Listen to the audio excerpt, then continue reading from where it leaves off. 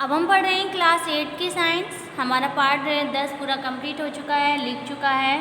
क्या है पार्ट 11? जीवन की प्रक्रियाएं। क्या है जीवन की प्रक्रियाएं? यानी कि हम इसमें सभी के जीवन के बारे में देखेंगे कि क्या होता है हमारे जीवन में। तो सबसे पहले क्या दिया है, हेडिंग देखेंगे क्या क्या दी गई हैं। जीवन की आधारभूत क्रियाएं। दूसरी दी गई है कुछ जीवधारियों द्वारा अपना भोजन निर्जीव और सड़ने वाले जैव पदार्थों से या दूसरे जीवधारियों में से प्राप्त करना। तीसरी हेडिंग दी गई है, तीसरी हेडिंग क्या दी है, श्वसन द्वारा जीवन के लिए आवश्यक ऊर्जा की प्राप्ति। ठीक है। चौथी दी गई है शरीर में पदार्थों का परिवहन। अगली हेडिंग दी गई है जीवधारियों में वृद्धि एवं विकास। ठीक है। यहाँ पे क्या दिया है, जीवधारियों में वर्ज्य पदार्थों का निष्कासन, शारीरिक प्रक्रियाओं का नियंत्रण एवं समन्वयन, उच्च श्रेणी के जंतुओं में पेशियों व हड्डियों की संबंधी गति प्रजनन। यह हम बता चुके, जीवधारियों में वृद्धि एवं विकास। अगली हेडिंग क्या दी गई है, शारीरिक अपगंतक, यानी कि जो विकलांग लोग होते हैं, 3 तरीके से दी गई है आपको, नेत्रहीनता, बहरापन, अनियंत्रित, ठीक है, शारीरिक वृद्धि आदि, पर्यावरण में प्रभावी जीवन हेतु रुकावट। ये सब चीज़ों के बारे में हम लोग इस चैप्टर में पढ़ेंगे। तो सबसे पहली हेडिंग हमें क्या दी गई है, भोजन की आधारभूत क्रियाएं। भोजन की आधारभूत क्रियाएं क्या हैं देखेंगे। जैसा कि आप पिछली कक्षाओं में जान चुके हैं कि पृथ्वी पर रहने वाले समस्त जीवधारियों में जीवित रहने के लिए कुछ मूलभूत क्रियाएं समान रूप से होती रहती हैं। ये क्रियाएं जीवन के लिए आवश्यक हैं। इन आधारभूत क्रियाओं को जैविक प्रक्रिया या जीवन की प्रक्रिया कहते हैं। ये प्रक्रियाएं पोषण, श्वसन, उत्सर्जन, परिसंचरण, नियंत्रण तथा समन्वयन, वृद्धि तथा प्रजनन, इन सब के बारे में देखेंगे। ठीक है। तो क्या है, प्रक्रियाएं क्या होती हैं, शरीर का पोषण सही होना, श्वसन होती है, उत्सर्जन होता है, परिसंचरण यानी कि परिवहन होता है, नियंत्रण होता है, समन्वयन होता है और वृद्धि प्रजनन। वृद्धि प्रजनन मतलब क्या होता है, हमारे शरीर का प्रजनन होना। देखेंगे क्या है।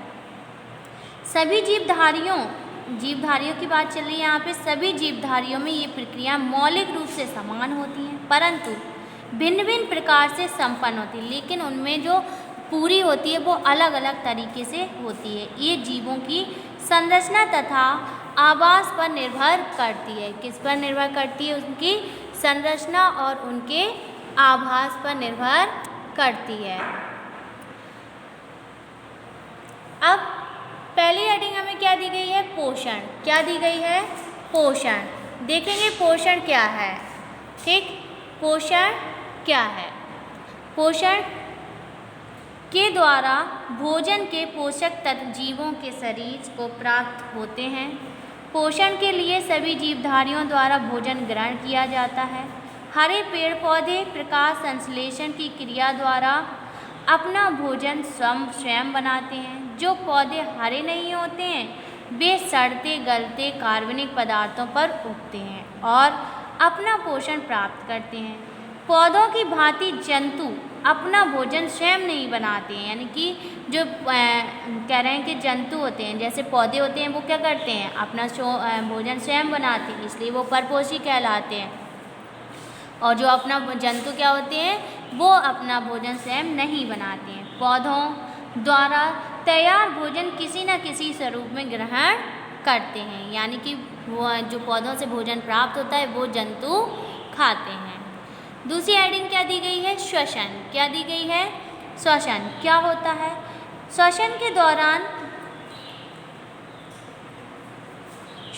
के दौरान लिए गए ऑक्सीजन द्वारा भोजन का ऑक्सीकरण होता है, जिससे भोजन में बंदी रासायनिक ऊर्जा मुक्त होती है और जीवधारी के शरीर की अन्य जैविक क्रियाएं संपन्न होती हैं। क्या कह रहे हैं, श्वसन क्या होता है, आप क्या करते हो, भोजन खाते हो, भोजन के द्वारा कुछ ऑक्सीजन को भी आप ग्रहण करते हो। ठीक है।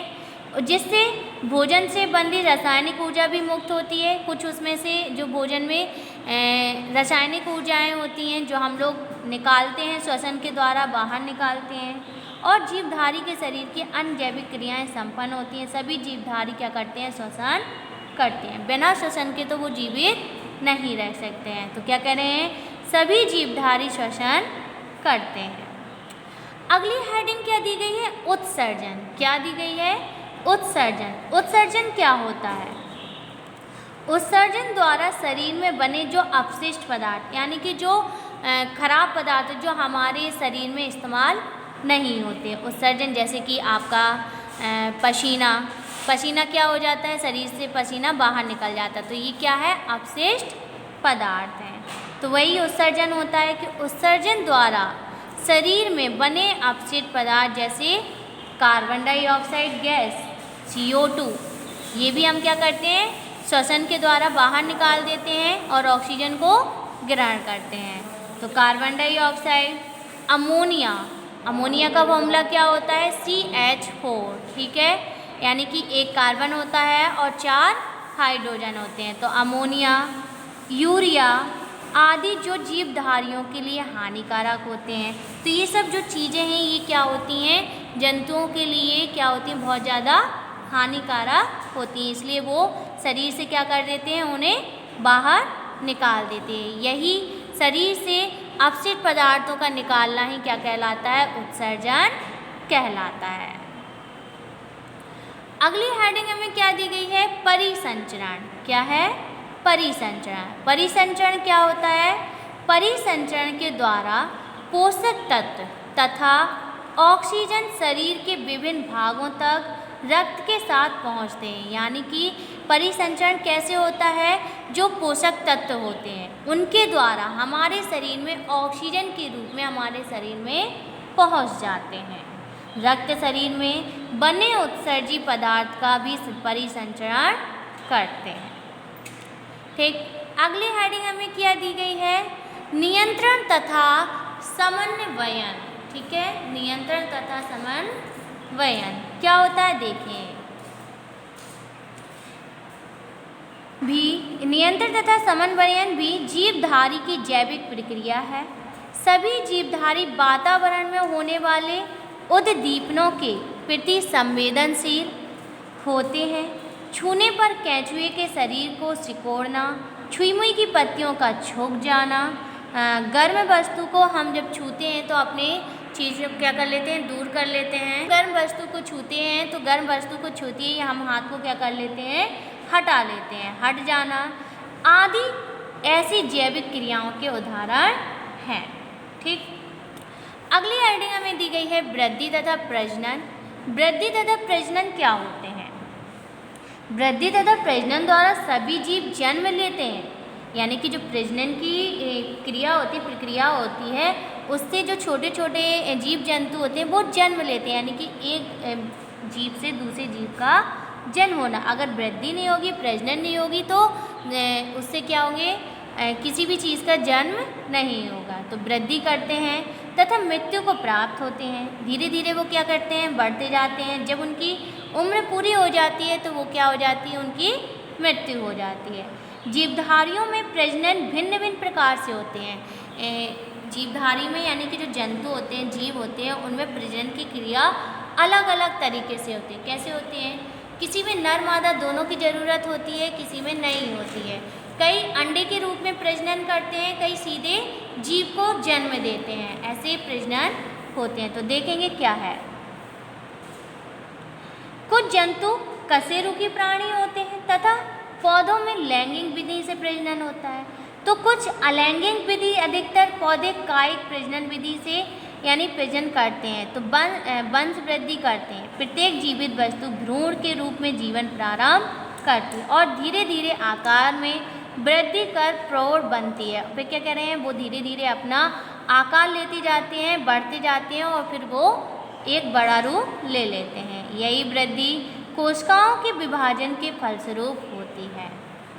कोशिका क्या होता है? सेल, यानी कि छोटी छोटी कोशिकाओं से मिलकर वो अपना शरीर बनाते हैं। आइए इन आधारभूत प्रक्रियाओं के विषय में और विस्तार से जानेंगे। क्या है देखेंगे। आपने जाना कि शरीर में विभिन्न जैविक क्रियाओं को संचालित करने के लिए ऊर्जा की आवश्यकता होती है। यह ऊर्जा भोजन से प्राप्त होती है। समस्त जीवधारियों के लिए ऊर्जा का स्रोत भोजन तो है, परंतु श्वसन प्रक्रियाओं के द्वारा ही भोजन में बंधी रासायनिक ऊर्जा मुक्त होती है।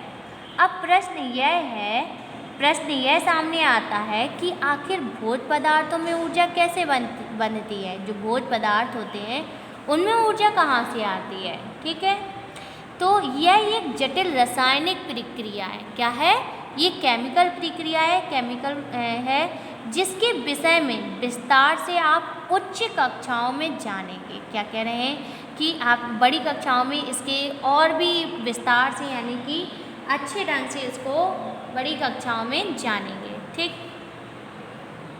आप यह जानते हैं कि हरे पेड़ पौधे सौर ऊर्जा को प्रकाश संश्लेषण क्रिया के द्वारा भोजन के रूप में स्थिर करते हैं तथा यह ऊर्जा जंतु तक प्रभावित होती है। आखिर ये पेड़ पौधे कैसे भोजन बनाते हैं और कैसे स्वयं प्राप्त भी करते हैं, आइए जानें।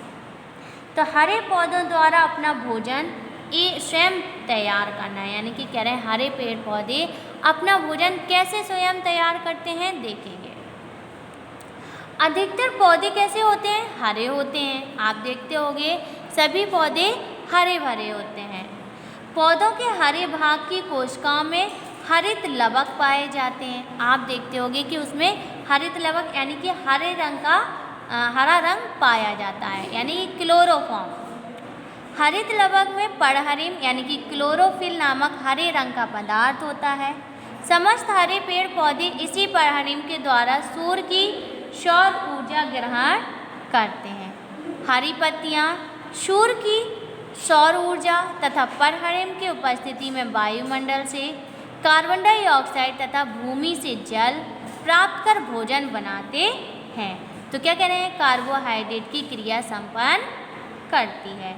तो ये जो प्रकाश संश्लेषण की विधि होती है, इसी के द्वारा जो पेड़ पौधे होते हैं वो हरे रंग का जो पिगमेंट होता है, क्लोरोफॉर्म होता है, उसकी मदद से भोजन बनाते हैं, जिसे प्रकाश संश्लेषण कहते हैं। तो इस क्रिया को हम क्या कहते हैं? प्रकाश संश्लेषण की क्रिया कहते हैं। इस क्रिया के फलस्वरूप कह रहे हैं, इस क्रिया के फलस्वरूप सरल कार्बोहाइड्रेट ग्लूकोज के रूप में तथा ऑक्सीजन गैस बनती है। भोजन पत्तियों में दिन के समय स्टार्च मंड के रूप में एकत्रित होता है, यानी कि इसमें जो पत्तियों में भोजन होता है वो किसके रूप में होता है? स्टार्च के रूप में बनता रहता है और एक जगह इकट्ठा होता रहता है। दिन के समय पौधों द्वारा तैयार किया गया भोजन अत्यधिक मात्रा में होता है, जिसके कारण पौधों में होने वाली समस्त जैविक क्रियाओं के लिए ऊर्जा प्राप्त होती रहती है। पर्याप्त भोजन तने, पत्ती, जड़, फल, फूल में संग्रहित हो जाता है, जो शाकाहारी जीवधारी के लिए भी उपलब्ध होता है। ठीक, अब आगे देखेंगे। अब आप जान गए हैं कि हरे पेड़ पौधे अपना भोजन स्वयं बनाते हैं। जो हरे पेड़ पौधे होते हैं वो अपना पोषण स्वयं करते हैं, इसलिए स्वपोषी यानी ऑटोट्रॉफ कहलाते हैं तथा अन्य जीवधारियों के भोजन के प्राथमिक उत्पाद भी हैं। समस्त शाकाहारी जंतुओं को पौधों द्वारा तैयार भोजन से ऊर्जा प्राप्त होती है। जो जंतु मांसाहारी होते हैं वे शाकाहारी जंतुओं का शिकार कर जंतु ऊर्जा प्राप्त करते हैं। शाकाहारी और मांसाहारी दोनों को खाने वाले सर्वाहारी जंतु कहलाते हैं, यानी कि जो फल फूल पत्तियां और मांस भी खाते हैं, यानी छोटे छोटे कीटाणुओं को भी खा जाते हैं, वो क्या कहलाता है? तो वो क्या कहलाते हैं? सर्वाहारी कहलाते हैं। इस प्रकार पृथ्वी के जीवधारियों में ऊर्जा चक्र बना रहता है। इस सरल प्रयोग द्वारा आइए जाने कि पौधों में भोजन बनाने हेतु आवश्यक परिस्थितियाँ क्या हैं? क्रियाकलाप 11.1 में दिया है, क्या दिया गया है? चित्र 11.2 के अनुसार 4 चौड़े मुंह वाले गिलास लें, आसपास के तालाब से हाइड्रिला पौधा लाएं, पौधे की 4 शाखाएं एक बराबर लंबाई की जल में ही काट लें, चारों शाखाओं को अलग अलग गिलास में निम्नवत रखें। ठीक है, अब क्या कह रहे हैं? स्थिति का तथा खा, स्थिति का तथा खा, शाखा जल में डूबी रहे, सूर्य का पर्याप्त प्रकाश उपलब्ध हो। स्थिति गा,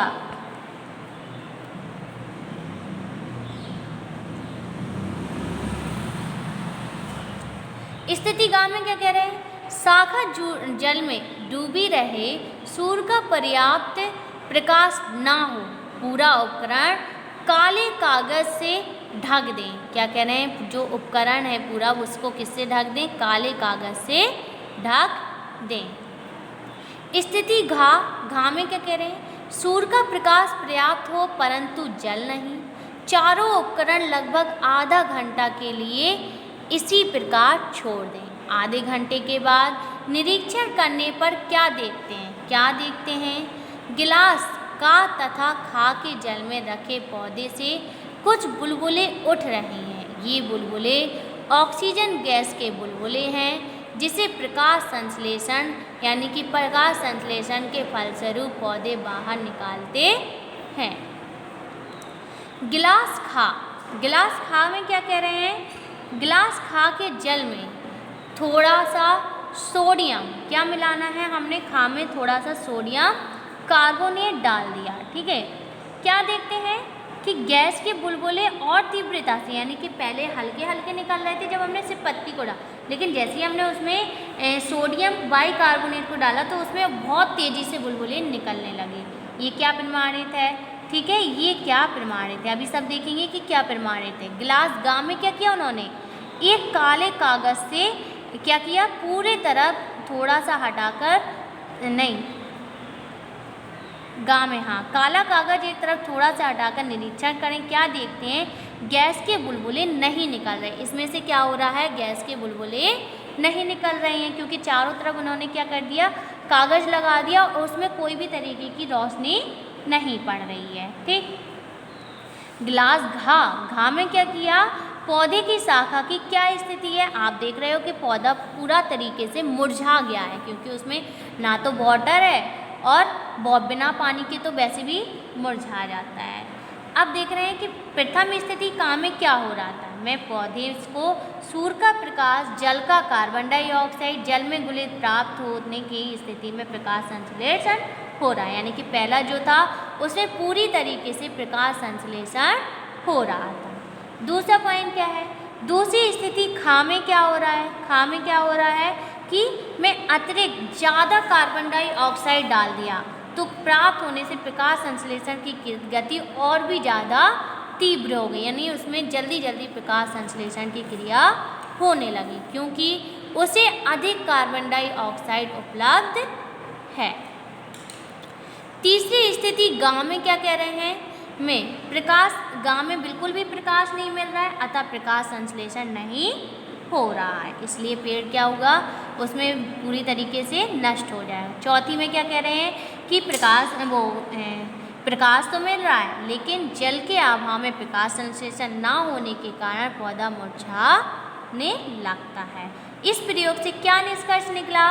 कि आपने जाना कि प्रकाश संश्लेषण की क्रिया के लिए जल, कार्बन डाइऑक्साइड तथा सूर्य के प्रकाश की उपस्थिति में होती है, यानी कि अगर पानी नहीं है और ना ही रोशनी है, तो अगर इनमें से कोई भी एक चीज़ नहीं है तो वो क्रिया नहीं होगी। कौन सी क्रिया नहीं होगी?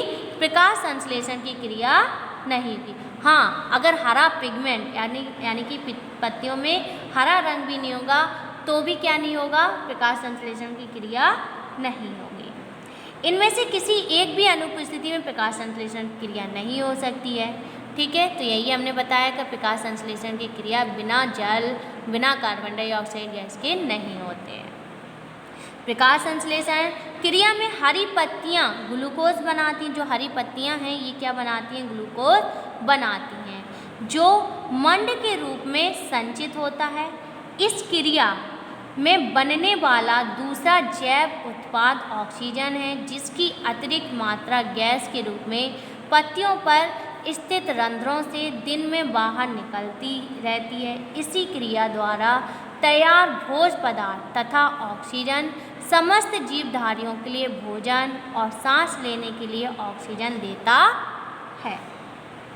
हरे पेड़ पौधे भोजन के प्राथमिक उत्पादक तथा स्वपोषी हैं। प्रत्यक्ष या परोक्ष रूप से इन्हीं से शाकाहारी, मांसाहारी अथवा सर्वाहारी जंतु परपोषी होते हैं। तो ये था हमारा क्या? प्रकाश संश्लेषण की विधि।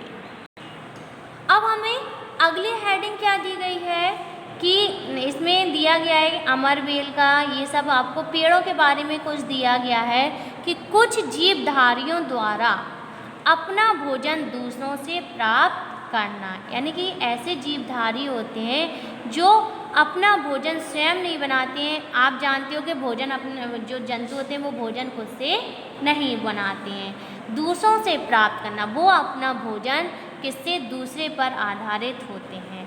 तो इसमें आपको क्या दिए हैं? 2 पॉइंट दिए गए हैं, परपोषी जीव के रूप में और अपमार्जक के रूप में। तो परपोषी जीव के रूप में क्या, परपोषी क्या होते हैं? वो परपोषी वो होते हैं जो अपना भोजन स्वयं बनाते हैं, परपोषी कहलाते हैं। जो अपना भोजन स्वयं नहीं बनाते हैं वो परपोषी नहीं कहलाते हैं। तो इसको हम पढ़ेंगे नेक्स्ट वीडियो में।